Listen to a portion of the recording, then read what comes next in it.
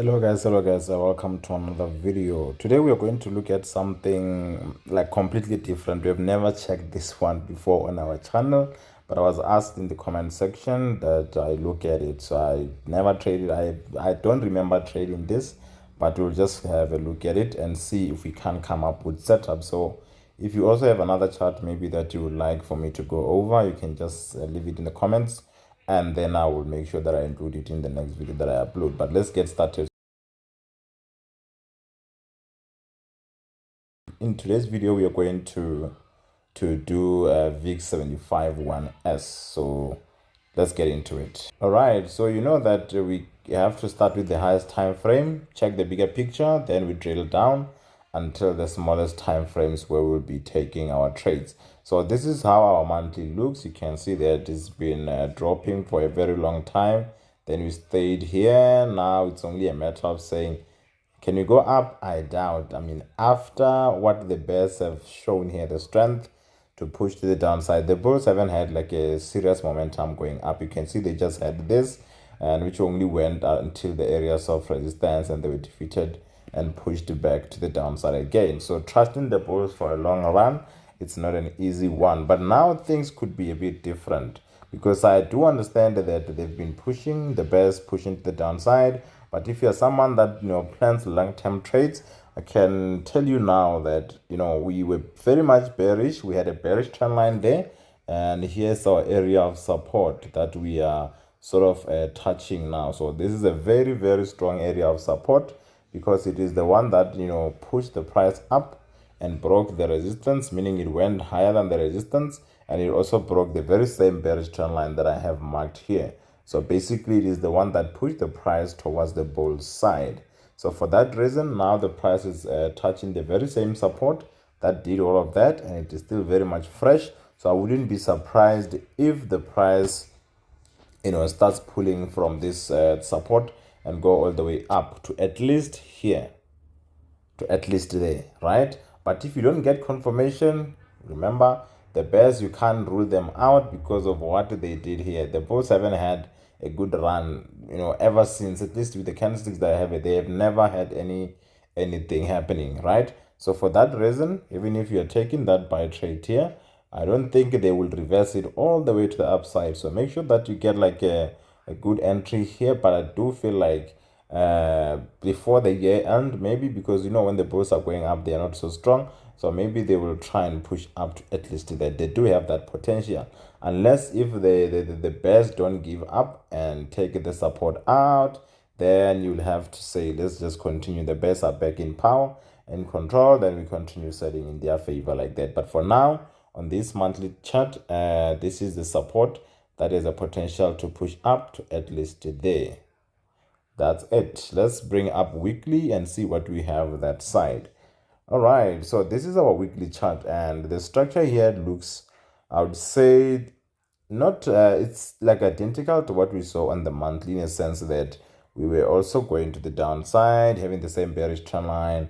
And this guy here that we are approaching is the one that changed the dynamics, is the one that pushed up into the bullish trend. But they were bullish on this chart, and we had a bullish trend line there, and it has been taken out, right? And now this chart is also bearish, but we are back at the support that changed the dynamics when it was formed, and it is found inside the monthly one that also did the same. So this zone here also has a potential to push up. So remember where it is located, it is a potential to bounce from there. So we don't have much to comment on this one. And now we are on daily. I think on daily we will also have the same thing happening, because of what we were bearish, and the last bearish trend line we could put was somewhere there, and it was broken because of the guys from here. These are the guys that pushed up, and the price also went higher than the resistance, which means our daily became bullish. We could put a bullish trend line. Unfortunately, it was removed. The support was removed. So currently our daily is bearish, but also keeping in mind that even if the daily is bearish, trying to take those trades to the downside that you can hold for mid-term, not long-term, but maybe a couple of weeks. It's I don't think it's gonna be wise, keeping in mind that we are about to touch that monthly support, the weekly support.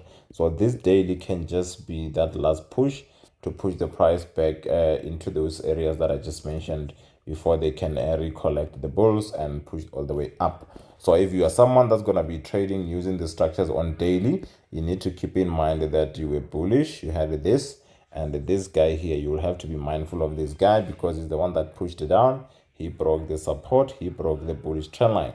So you cannot overlook that. So when you are dipping into that, getting your buy trades, this has to be included in your take profit if you're someone that's trading on daily. So on daily, we are saying the same thing we said with other time frames. From this zone here, there's a potential of it going up, and I think it's also located inside the weekly and the monthly.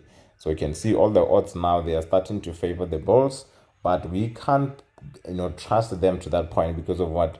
When you're looking at the long term, the bears are the ones that have been pushing all the way to the downside. So because of that, we will need to be very careful when we trust in the bulls. They need to prove themselves that they want to take over. Now this is what we have on H4, which was bullish, and we could put a bullish trend line there. And the bullish trend line, basically, I want you to pay attention here. Let's just check if the zone was removed as well. I want to check here. Okay, the zone was not removed, but when you look at the trend line, because the trend line that we had, it was here. It was here, and those that took the mentorship, they know what happens when a trend line alone is removed, because we are saying the support is not removed at the time. Trend line alone is removed, the market structure changes a bit, which means you are allowed to look in both directions from this resistance here and from the same support, right? The price touched the support, you can see, gave you some pin bars. You take that, you're targeting the next resistance, then you are out, which is what? The same one that I marked here.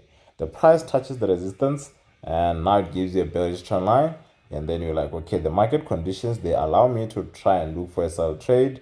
You're taking that, what you call is the pin bar, and you reacted, and then it pushed all the way to the downside. Now completely, the H4 became bearish, right? It being bearish because of what? This was removed. So currently we can say it's still bearish. Let's just check. We can put a bearish trend line here just to see if this sideways movement that has been going on for over, I think, 2 days or 3, if it has changed anything. So let's just start it from there and say this is our trend line, right? So our trend line is somewhere there, and when you look at what is happening here, we did break the trend line, but it was not the bulls showing the strength that they want to take out the bearish trend line. Because of what? We are just moving to the side. It's still not decided. Unlike when we go up and break the bearish trend line. Yes, we broke the bearish trend line, but I don't think the bulls really, they are aware of what they did there. It was just them balanced with the bears, and then we ended up moving to the side and ended up on the other side of the trend line. So because of that, you can say, even if you try and look for a zone here, it's just going to be too congested. So for that reason, I will still keep my eyes on this H4 support here, which is going to be inside the daily one, the weekly one, and stuff like that. So because we just took out the trend line, but the resistance is up there and we haven't taken it out, basically we are just focused on this and this one, which means we just took out the trend line, then the market conditions change a little bit. We are more like consolidating. So because of that, we can focus on this support and see if we can get a trade. Maybe the price will push to the downside. When it does this, remember, that's when we said you can look for buy trades, but also keeping in mind that for long term, these bears have been dominating, pushing the price all the way to the downside. And remember where we are. I think it was on what was it? On daily, when we had said that the market changed, the structure changed a little bit. We moved to the downside, and we are hoping that all these pin bars or this pause here will result in one last push to the downside. Then the price will enter this zone on daily, the weekly, and the monthly as well, and even on H4, because we are saying that on H4 we are currently consolidating, and maybe if the price will just push one last time to the downside, into this zone, into the daily one, then that's where we will say, I think buying is a good idea. Because currently, even if we are on the other side of the trend line, and because we broke it and then you put this here, it's not a good structure the way you broke it, because we can't even locate a zone there. So that's why I'm still having my eyes there to say that, remember, consolidation, I can keep it there and take it that one there. Maybe let's check one more time frame, which is H1, and see how is the structure here. The same thing here. We just broke the bearish trend line. We were bearish. We broke the bearish trend line, but the resistance, we never went higher than it.